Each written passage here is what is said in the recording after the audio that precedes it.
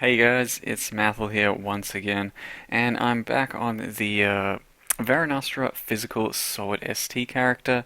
Excuse that noob text. He's now level 90, and I wanted to make a few conclusions about the build and the spec, the sword, and what you should do, or what I did, and maybe if you want to follow suit for what I think is the strongest way to set up the character, and what the character can and probably should achieve. So, that said, got our text back up. That's slightly wrong. I am level 90 now. On a 5 link, I managed to hit 71,000 GMP damage. So, with a 5 link in town, I'm sitting at 31,000 damage. That's completely unbuffed. When I'm talking some 71k, that is with Blood Rage, my 4 frenzy charges, however many, and power charges, 5 power charges. Now I'll show you the how that stacks up and what portion of that is what damage.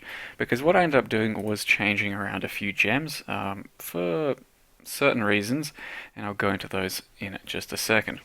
What I did though is I now have Spectral Throw, GMP, Physical Proj, Fizz to Lightning, and then Wed. So what Fizz to Lightning does is it converts about half of your damage from Fizz into Lightning, and then gives you a bunch of extra Lightning as well. So that makes Wed do a lot more for your setup. And the reason behind this was so I could shock. So while clearing maps, you then shock a lot more. Not necessarily on bosses, but just general mobs. You shock a lot more. And the other reason was Physical Reflect starts to hurt a lot. I don't have Valpac still, and that's perfectly fine. I've made that choice because I really don't think I need it, especially when I can change this setup to this. This happens to be the highest DPS setup I've found so far for your 5 link. And the only real issue is you cut a bunch of your physical damage into lightning damage. And physical is your strongest type of damage because there's no resistances associated with it, so it will hit the hardest. But you do get more damage out of using lightning through the shock, and obviously gain some actual lightning damage, and then Wed becomes more powerful. So as I said, we have 31k unbuffed, buff up with your Blood Rage, pop all your shit, go in, do some damage. Where are we? I'll just try and get quickly buffed. There we go. So no onslaught, just power charges, Blood Rage and whatever. Need our golem. There we go, 71k damage. So now to illustrate what your best 6 link I think should be. So right here, 76, piss off, 71k. Added fire, probably not that great a choice. We get up to 90k. This is going to be quite a nuisance, I think. I'll talk while I actually do this. So I found that added fire, it does some damage, it'll just give you extra elemental damage, and that's fine, but it's not quite your strongest option. Because if you just want pure damage, Pierce is your next best bet. Pierce brings you up to 92k, which is more than the added fire, but that gives you more lightning and more fizz, both very strong types of damage. Besides that, you could go faster attacks. Faster attacks isn't as much DPS, it's 85k, so that's less than Pierce, but it gives you a lot faster a Spectral Throw because attack speed is something that the build kind of does struggle with. So personally, if I was going to be playing this with a 6 link, I would use faster attacks as my last link. Just because that really increases the attack speed and the feel of the build, regardless of the fact that Pierce, for that 28% more proj damage, actually gives you slightly more proj.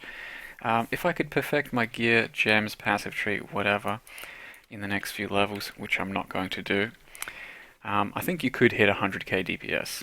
With Fizz Proj, with like a 20, 30, whatever chaos weapon, for me it was 5 when I first bought it, I've now got a pretty good roll, something like 270 DPS, because I divined it a bunch of times. That is completely insane, is what I'm saying, for Fizz ST. That's numbers that I'd never managed to hit before with Spectral Throw, and it gives quite a lot of damage all the way into the end game. One thing I actually did not try out that I need to try is Crit Multi, just so we can see exactly what it does.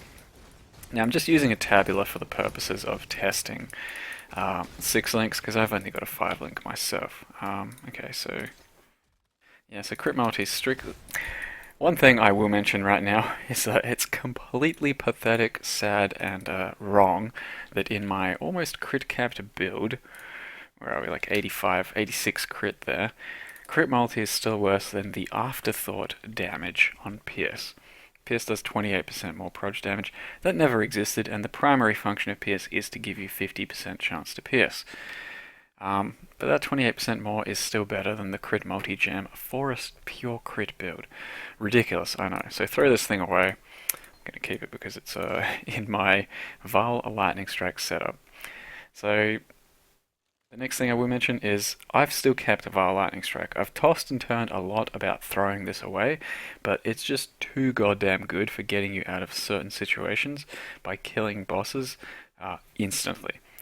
Your Spectral Throw does do great damage, and it helps you to, kite and maneuver around bosses, whatever, but Val Lightning Strike, when you get an opportunity to just dive in there, throw a few of them on, it'll kill anything. Just straight up, it's such amazing single target damage. So I think it is still worth a 4 link. I happen to have Val Lightning Strike, Melee Fizz, Multi Strike, and then I had one more blue on my gloves, so I went with Crit Multi.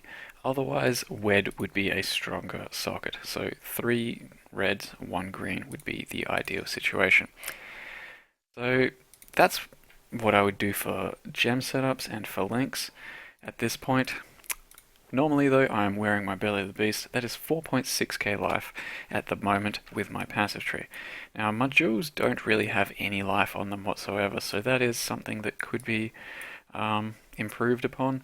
I could probably hit 5k life with my current setup if I focused on it a bit more in perfecting gear. If you wanted to take this to hardcore, for example, or just want more life, I think you should drop Rat's Nest or Face Breakers, or maybe even both, and get life, attack speed, whatever, life, accuracy, some resists. That way you should easily break 5k life, and it should be a fairly safe build in that context.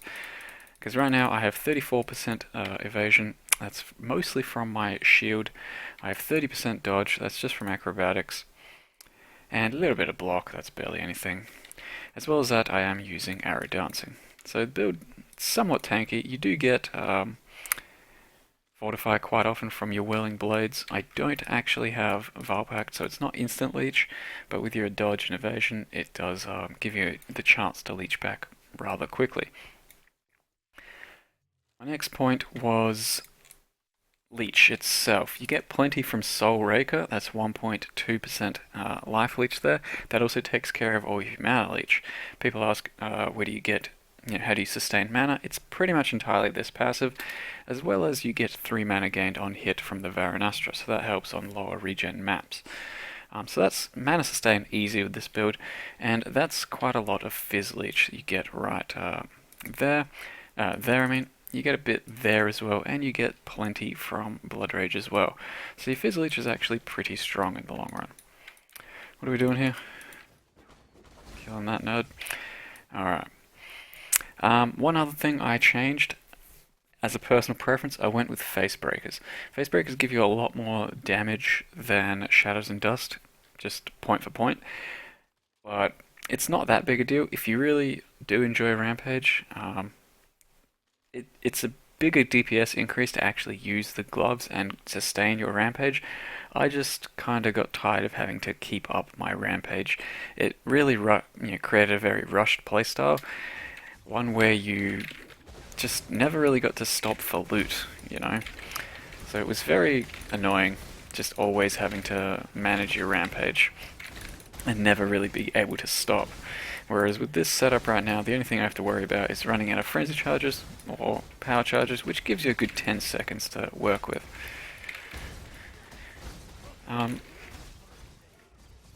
Something else I changed as well is my Curse on Hit setup for Assassin's Mark. I was using Herald of Thunder for that, Herald of Ice for that. I'm no longer doing that. I just have an Orb of Storms, which I mostly use to curse things that I think are going to take a bit longer to kill, but I made this setup strictly for Atziri runs because that helps a lot just to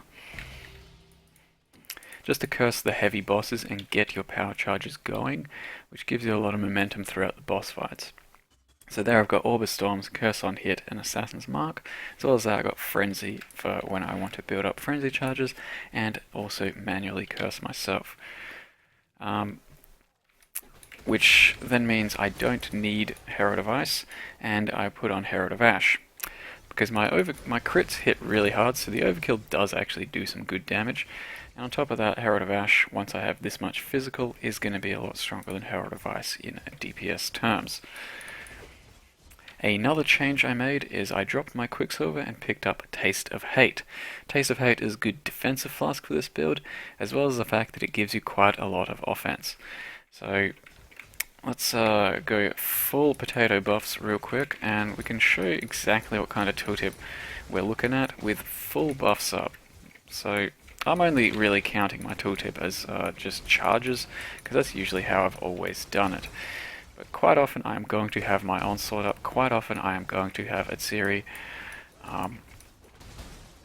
Taste of Hate, and a Val Haste up. So if we do all of that, pop, pop, pop, pop, bam, 123k tooltip on a 5-link. So that's just for the tooltip whores out there, maybe me. You do start to hit some pretty big numbers, and you do really notice that the fizz portion hits so goddamn hard. If you really don't like the slow playstyle of the build, you are more than welcome to drop Fizz Proj and put in faster attacks. You'll hit a lot less hard, and the DPS will go down a bit, but you will attack a lot faster. I'm happy with Fizz Proj for now because I'm fairly used to this attack speed and playstyle. This kind of Fizz gave me very good damage even against Uber Trash. I was killing Uber Trash extremely comfortably with this build. And I should mention, I tried Uber Atziri, I died. What did I do? I got to Atziri. I had a few bad luck fights. I don't think it's really worth showing, but you can go back and check VODs. Had a few bad luck fights, and I wasted a lot of portals.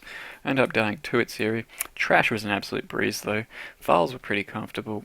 Trio was, yeah, I had some bad luck on that. But it shouldn't be too bad, all things considered. And Atziri herself is going to be a bit of a struggle. The way I've built the character, he's not that amazing for Atziri, Uber Atziri that is, but for everything else, it's a strong Fizz ST build. There's not too many other changes that I need to talk about, I don't think. It was mostly what I did here and there. And a 6-link would benefit me greatly because it would increase the playstyle quite substantially with faster attacks. Things to mention.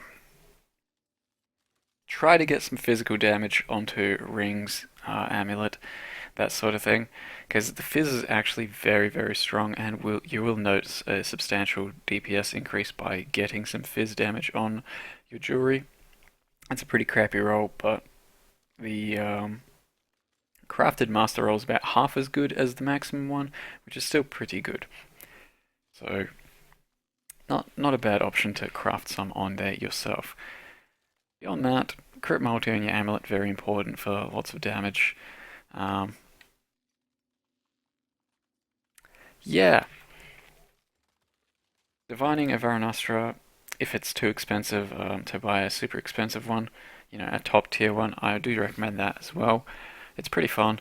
You should be able to hit like 260 Fizz DPS plus without too many divines invested, but you will notice a substantial increase in DPS the higher you go.